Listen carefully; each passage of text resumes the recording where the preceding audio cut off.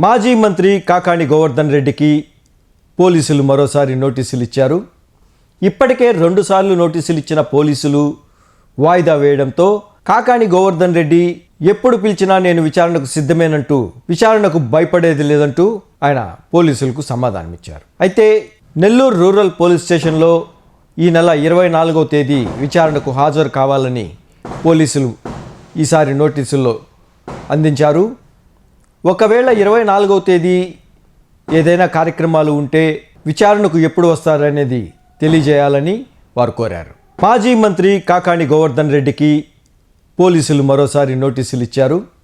ఇప్పటికే 2 సార్లు నోటీసులు ఇచ్చిన పోలీసులు వాయిదా వేయడంతో కాకాణి గోవర్ధన్ రెడ్డి ఎప్పుడు పిలిచినా నేను విచారణకు సిద్ధమేనంటూ, విచారణకు భయపడేది లేదంటూ ఆయన పోలీసులకు సమాధానమిచ్చారు. అయితే నెల్లూరు రూరల్ పోలీస్ స్టేషన్లో ఈ నెల 24వ తేదీ విచారణకు హాజరు కావాలని పోలీసులు ఈసారి నోటీసుల్లో అందించారు.